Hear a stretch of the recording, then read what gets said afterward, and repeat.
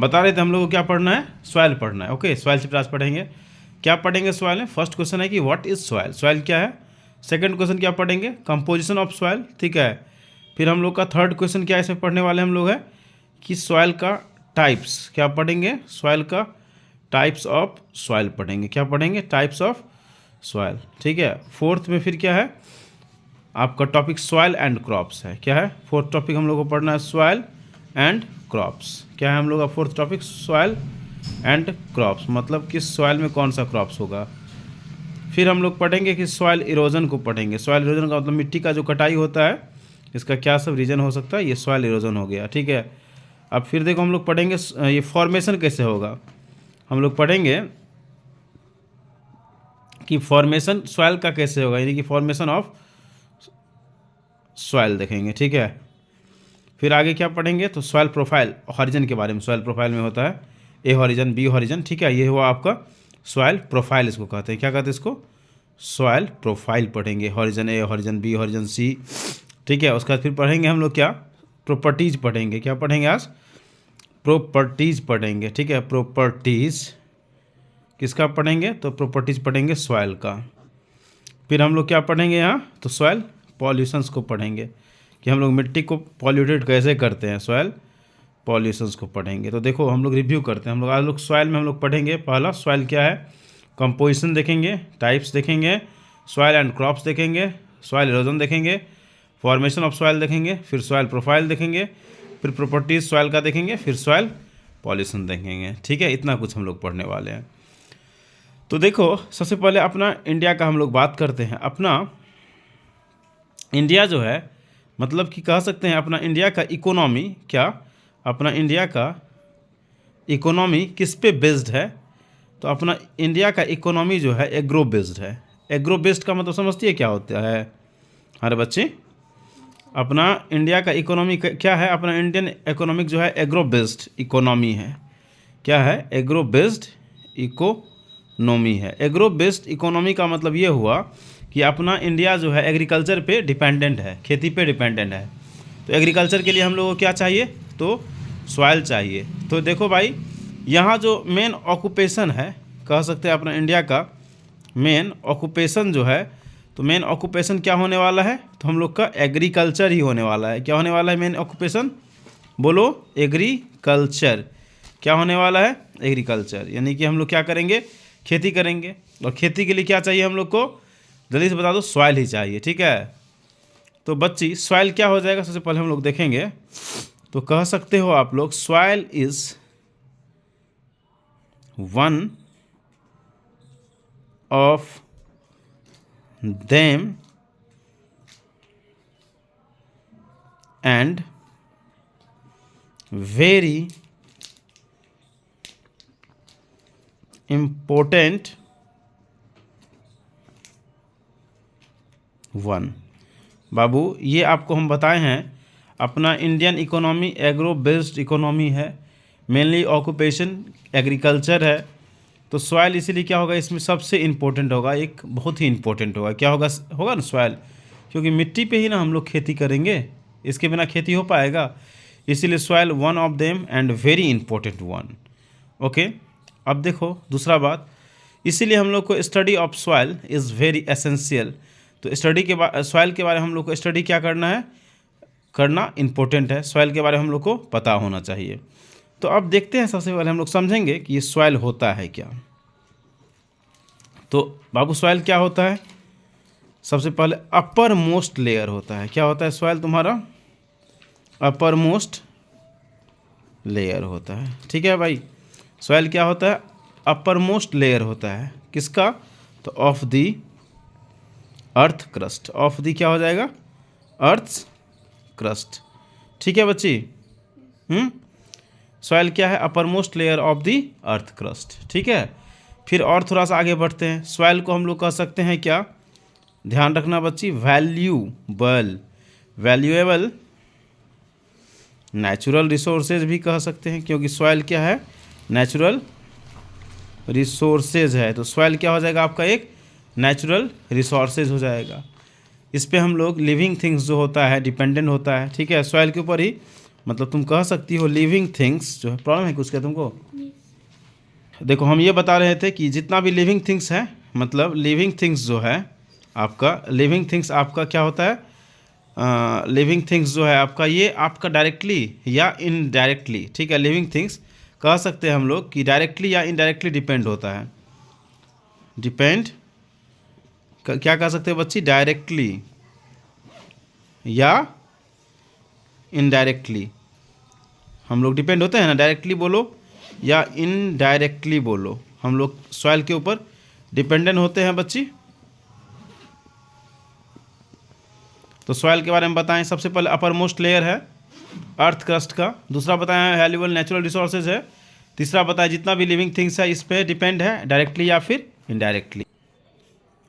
अब देखो अगर समझा रहे हैं कि इम्पोर्टेंस सॉइल का क्या होगा, ठीक है, तो इम्पोर्टेंट सॉइल का क्या हो जाएगा, हम लोग को जो फूड मिलता है वो प्लांट से मिलता है ना, और प्लांट आपका कहाँ ग्रो करता है, तो सॉइल के ऊपर ग्रो करता है, तो नंबर 1।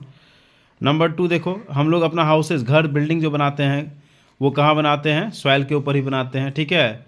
नंबर 3 देखो सॉइल जो होता है ये आपका सोर्सेज है किस चीज़ का बाबू, मिनरल्स का। सॉइल क्या है, soil is also sources of mineral, जैसे आपको कोयला हो गया, पेट्रोलियम हो गया, ठीक है। और तुम चाहो तो याद रख सकती है इसमें सॉइल का इंपॉर्टेंस में, जैसे हम लोग मिट्टी का बर्तन बनाते हैं तो किससे बनाते हैं, सॉइल से ही बनाते हैं, ठीक है।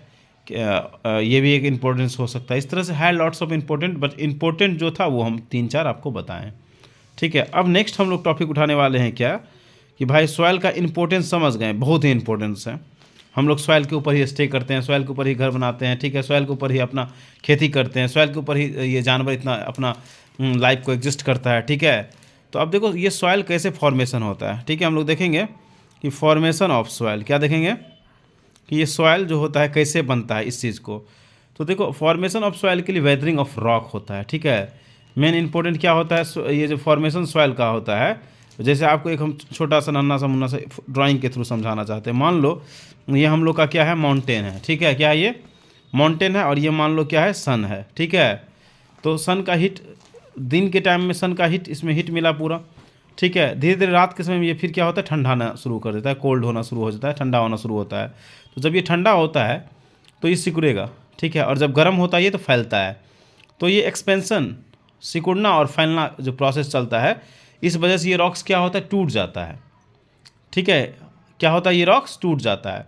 तो ये वेदरिंग ऑफ रॉक्स में फैक्टर जो क्या काम करेगा, तो वेदरिंग ऑफ रॉक जो होता है इसमें क्या सब फैक्टर हो जाता है, तुम देखो सबसे पहले आपका हीट हो जाएगा, सन का हीट, उसका तुम कह सकती हो टेम्परेचर, ठीक है। उसके बाद विंड, हवा की वजह से भी होता है विंड, फिर कह सकती है रेन, बारिश जो होता है, ये भी क्या है, वेदरिंग का ऑफ फैक्टर का, ये सब क्या है, कंपोनेंट्स है जिसकी वजह से वेदरिंग ऑफ सॉइल होता है। हम लोग का सॉइल जो बनता है, फॉर्मेशन ऑफ सॉइल जो होता है, तो कैसे होता है, तो वेदरिंग की वजह से होता है, ठीक है। किसके वजह से होता है सॉइल का फॉर्मेशन, तो यही जो आपका टूटता है, टूट के स्मॉल पार्टिकल्स बनता है, इसी को क्या कहते हैं, वेदरिंग कहते हैं। तो वेदरिंग सबसे पहले समझो होता है क्या, the process by which rocks break down, हम लिख देते हैं वेदरिंग। सबसे पहले आप समझो, हम जो वर्ड्स एक लिखे हैं कि वेदरिंग ऑफ रॉक क्या होता है, वेदरिंग ऑफ रॉक समझो क्या होता है, ठीक है।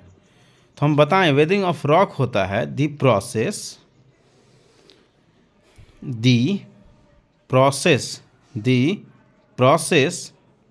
by which break down, क्या ब्रेक डाउन, बोलो बच्ची क्या ब्रेक डाउन, ऐसा प्रोसेस जिसमें ब्रेक डाउन होता है क्या, तो हम लिखने के लिए यहाँ भूल गए, तो रॉक क्या हो जाएगा, the process by which rock break down, ठीक है। रॉक जो होता है वो टूटता है, ठीक है, टू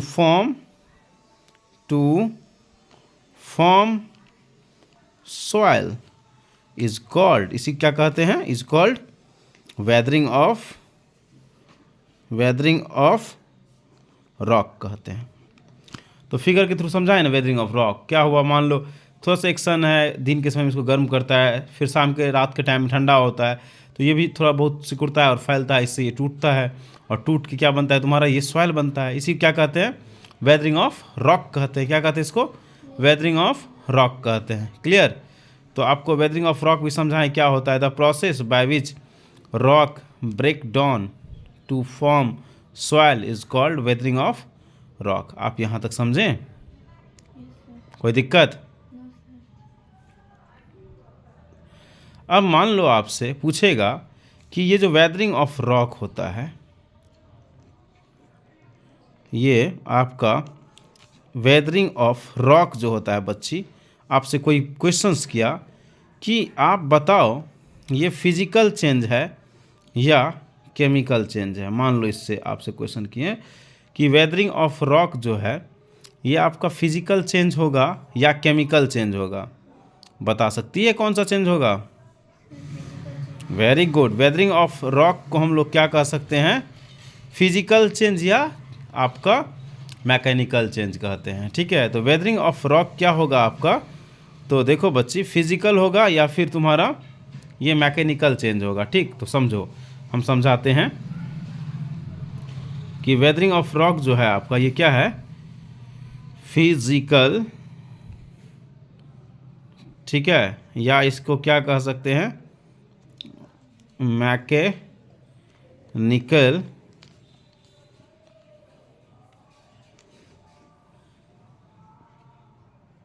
वेदरिंग। अब समझो कि फिजिकल और मैकेनिकल वेदरिंग क्या होता है। तो कह रहा है ये मैकेनिकल वेदरिंग जो होता है take place when the original rocks simple breakdown. Simple सा बात समझो कि ओरिजिनल रॉक्स है, हम चार्ट के थ्रू समझाते हैं, ये ब्रेकडाउन हुआ। ठीक है भाई, अब ये ओरिजिनल रॉक्स जो है आपका ब्रेकडाउन होके क्या बना? एक स्मॉलर पीस हुआ। ठीक है, छोटा पीस आपका ये रॉक जो टूटा तो स्मॉलर पीस में बना। ऐसा थोड़े रॉक बन गया पानी या कुछ और सब्सटेंस, कोई नहीं ना।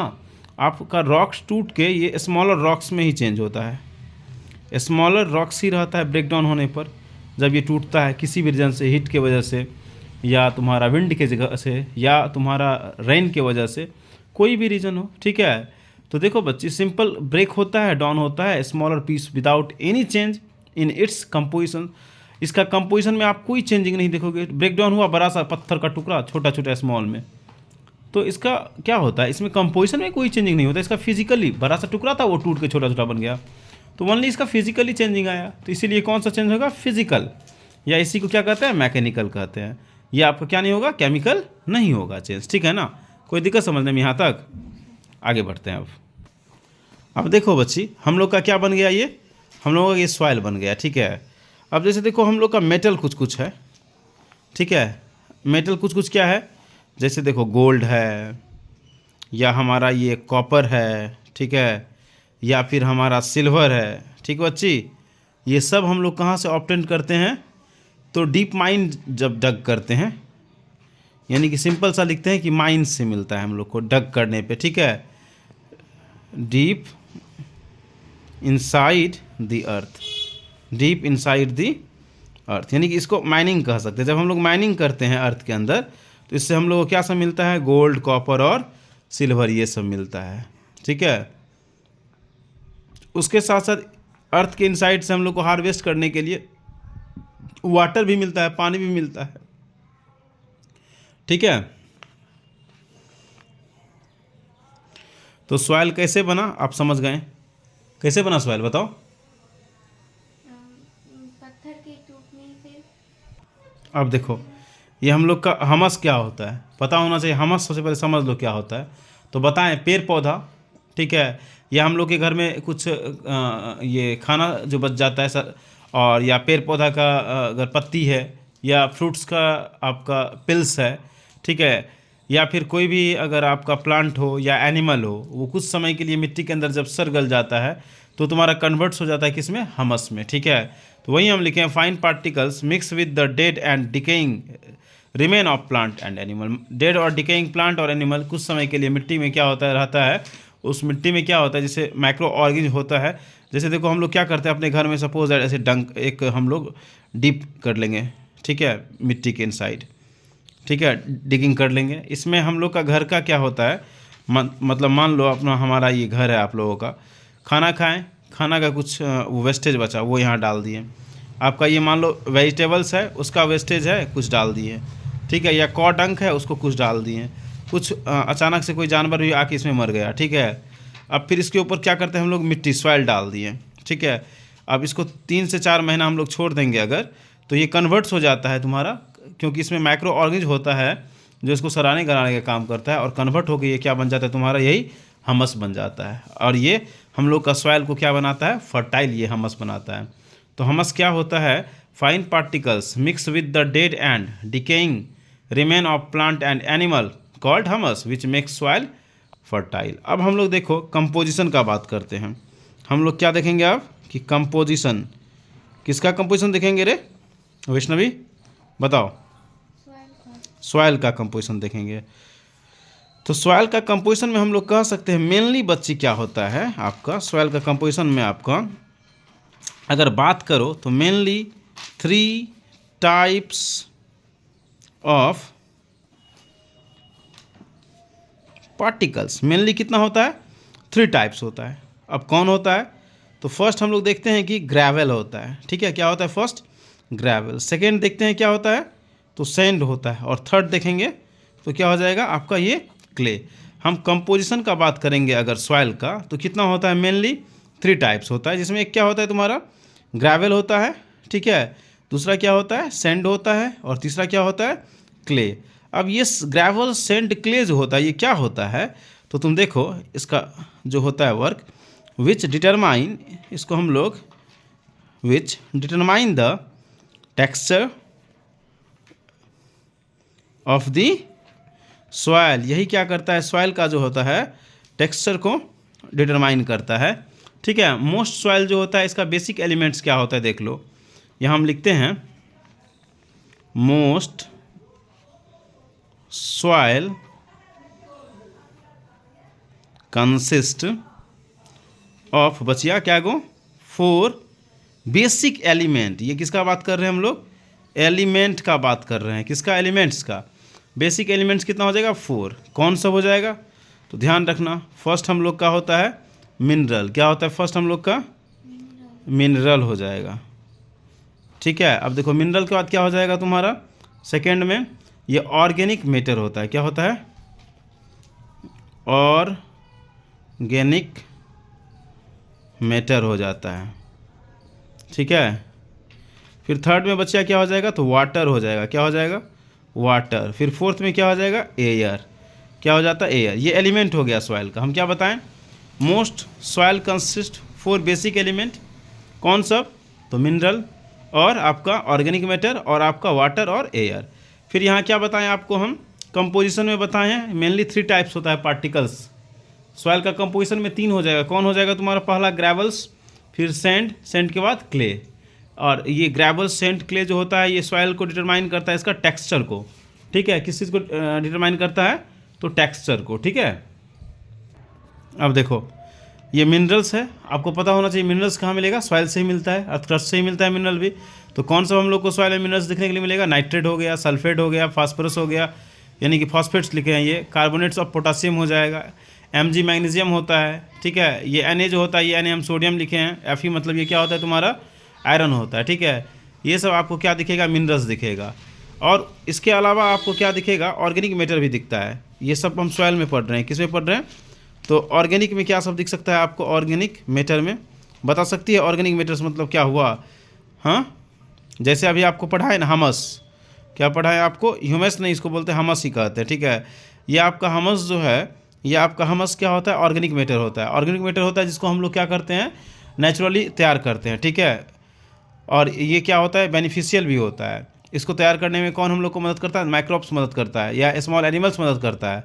तो तुम्हारा ऑर्गेनिक मैटर क्या हो जाएगा, तो ये जैसे प्लांट और एनिमल्स जो कन्वर्ट्स हो जाता है मरने के बाद डिकम्पोज होकर के उसका जैसे गौ का डंक्स हो गया, गाय का डंक्स, गोबर, उससे भी हम लोग क्या बना सकते हैं, ऑर्गेनिक मैटर बना सकते हैं। तो मेनली आपका हमस हो गया, ठीक है। आज यही तक, इससे आगे कल का टॉपिक देखेंगे हम, ठीक है।